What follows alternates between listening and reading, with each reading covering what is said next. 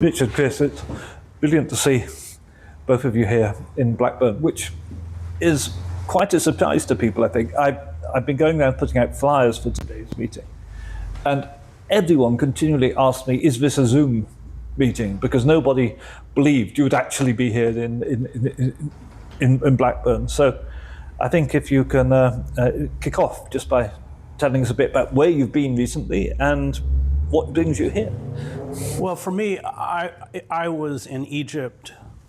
I received a big award for all of the coverage I've done since October 7th on Gaza by Arab news agencies. So I don't know that I would have flown here, honestly, from New York, but it wasn't hard to change my ticket to stop in London and come and up here and support your candidacy,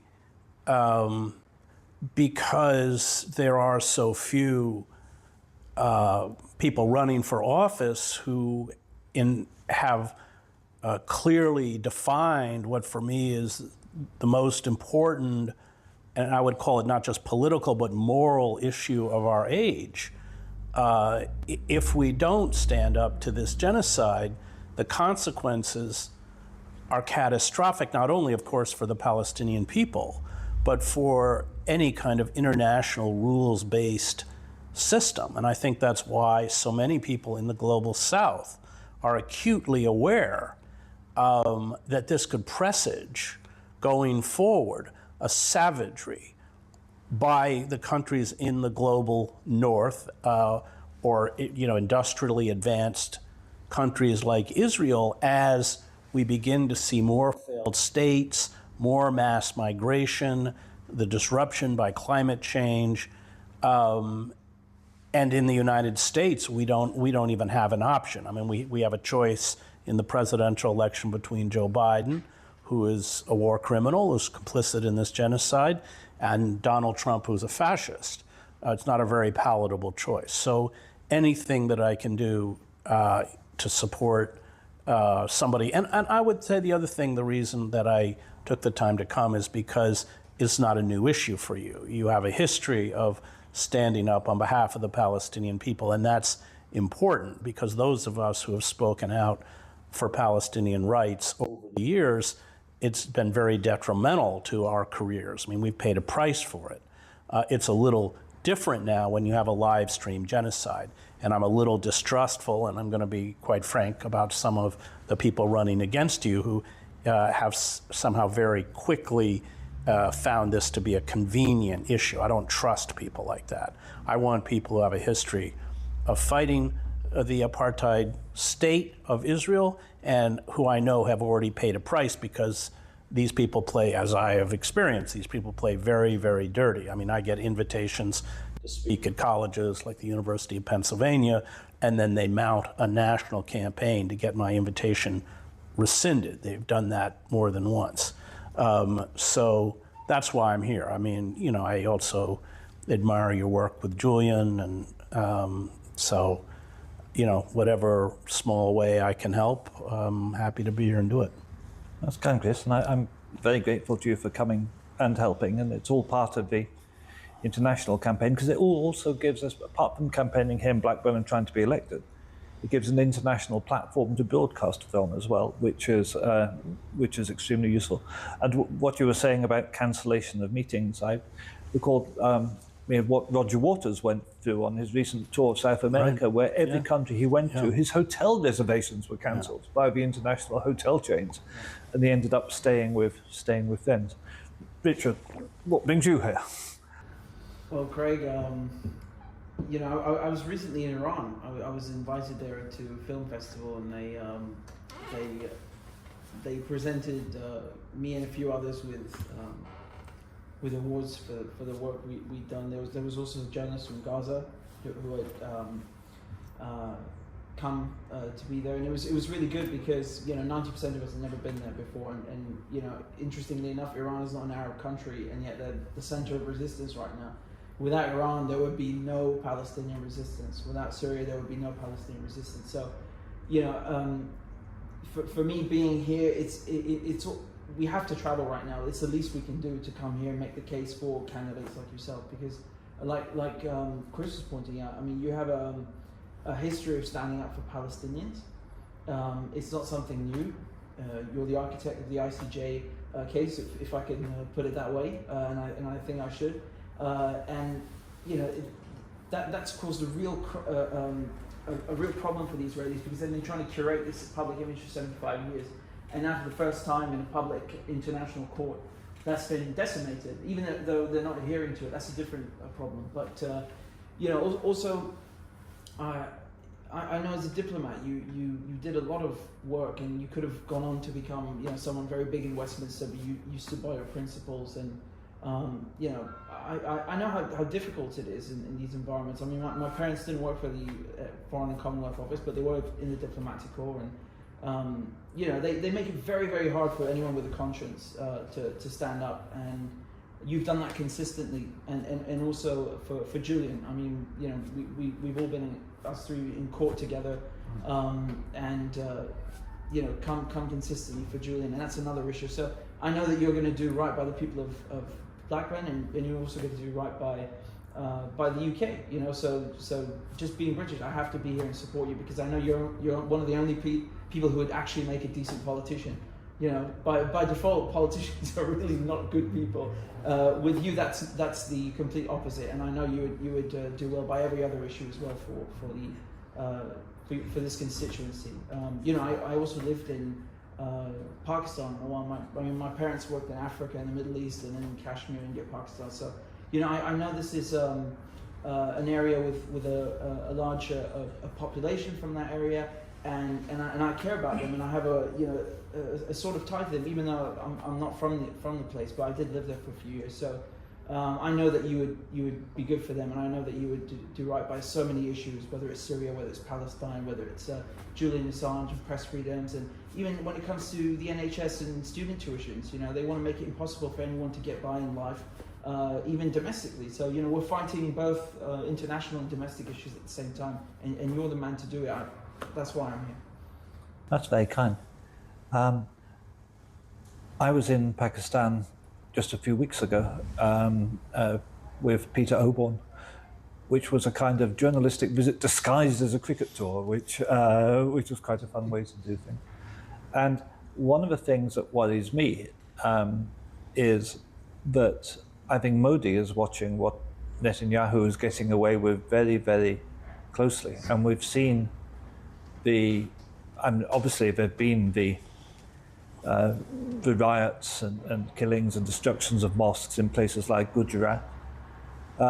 We've seen the BJP rhetoric in the latest election campaign, where they were routinely referring to Muslims simply as jihadists rather than Muslims. Right. And my fear is that if, you know, Israel continues with impunity, and if Netanyahu continues with impunity, that the next genocidal moves against Muslims could well come within India. That could be a flashpoint which the world is not paying enough attention to. Yeah, and they've also thrown Imran Khan in prison and gotten away with that, and we know who backed that. So. Yeah, no, that's the CIA, undoubtedly. So I think, in a sense, the coming conflagration, if you like, and the destabilization of the Middle East could spread into the Indian subcontinent as well, and be still worse. But just a final thought over this tea for both of you. I'd like to give it. Do you think something has actually shifted irrevocably? Because so far, due to the power perhaps of the Israeli lobby over politicians and media, we've not been able to stop the genocide or to stop Western countries supporting the genocide. But there has been a step change of public opinion of proportions I would never have thought you would see. Yeah. You know, I would never have thought I would see majority public opinion in the United States tend to be more pro-Palestinian than more pro-Israeli. I never thought that would be likely to materialize, but it seems to be materializing. And among young people, we have a completely different opinion now across the Western world. And I'd just like you both to give your thoughts on that as a final. Yeah, I don't think there's any coming back from this by Israel. And countries or empires, they need a mystique. It's part of their power. And that mystique, which was, of course, always a lie that Israel was able to disseminate, especially in the West, not so much in the Arab world, but in the West, that it was, it made the flowers bloom from the desert, and people for a land without a people, and all this kind of, we're the only democracy in the Middle East, although it's always been an apartheid state. That's gone. That doesn't mean that they can't bring to fruition the genocidal intent, which is to empty Gaza. I don't think that the pressure and I think there is a large change. The public pressure is going to halt the Biden administration's full support for this genocide. But I think it presages a very different relationship in the future, perhaps not till the next generation. That old ruling elite is still tied to Israel and the very powerful Israel lobby, which will not only fund candidates that are obsequious to Israeli interests, but will put tremendous resources to defeat candidates that raise the issue of Palestinian rights or Muslim rights. I mean, in the United States, since 9/11, Muslims have been very effectively demonized, whether they're Palestinian or from anywhere else. So I think there has been a tremendous change. But I don't think that within the power structure there's been a change, nor do I think there will be in the immediate term. What's changed is the rhetoric, perhaps, because they're feeling the heat. We've had over 2,000 students in the United States arrested. And that isn't going away. I mean, I was with the Columbia University students who are, Columbia is in lockdown. I mean, the campus is occupied by police. Students with valid IDs, unless they live in a residence hall in the center, they can't even get in. They can't get to the library, it's literally under police occupation. And they're talking about coming back in the fall and organizing university strikes. So I think one of the things that's been heartening, and I covered Gaza for 7 years, so I spent a lot of time in Gaza.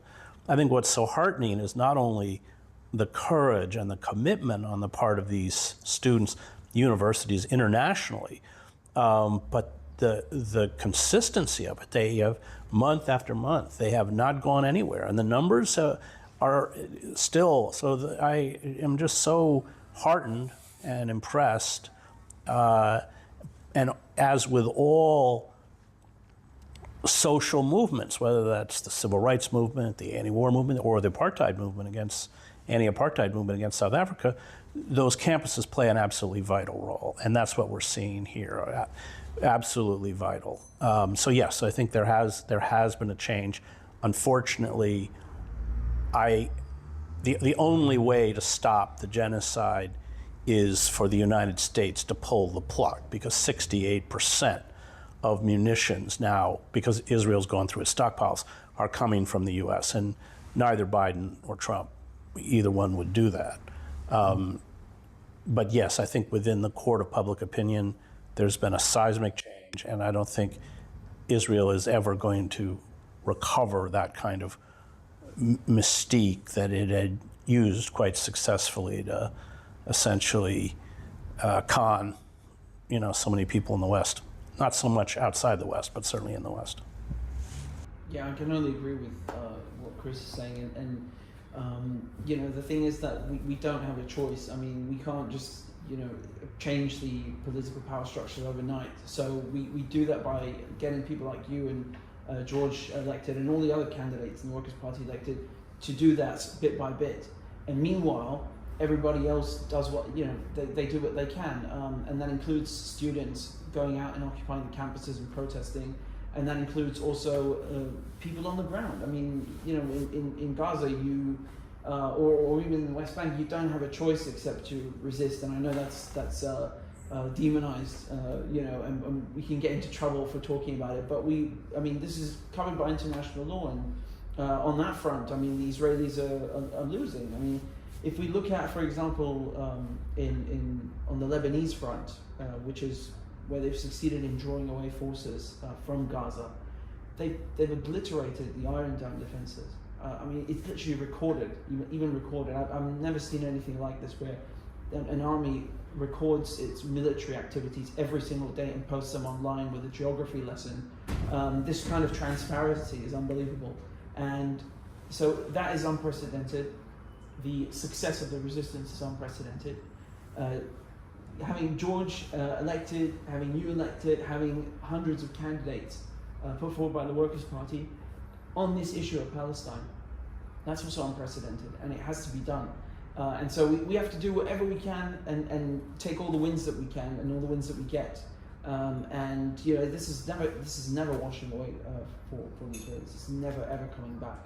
And I would even go a step further and remind people that in this country, they used to be called the Jewish terrorists because they were killing British soldiers, they were killing British civil servants, and we should remind people what the Israeli Defense Forces began as, as the Lehi and the Irgun and the Stern Gang, and Haganah, because people forget these things, and we used to have a correct position on this in this country, and then it was changed by Zionists, but it's not our position. And as a matter of fact, even if you look at the United States with the USS Liberty, the anniversary was just last week, and next month we'll have the King David Hotel bombing anniversary.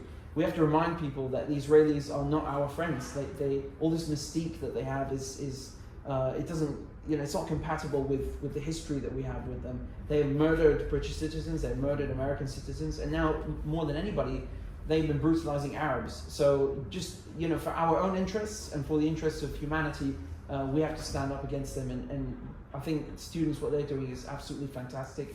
And what the Lebanese resistance, the Yemenis, what they're doing is also fantastic. And of course, least of all the Palestinians, and what can we say about them? They've resisted for longer than anybody else, and it's truly admirable in every way. We have to honor them, and the least we can do is continue making the case for them.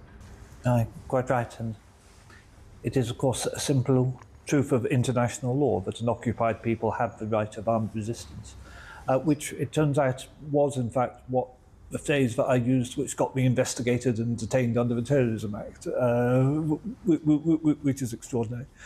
Well, we could talk a lot more, but we have to go off and do it again in public and give the people of Blackburn a choice to talk back. But thank you very much, both enormously, for coming here to help in the campaign, and delighted to see you. Thank you. Thanks. For running. Thanks.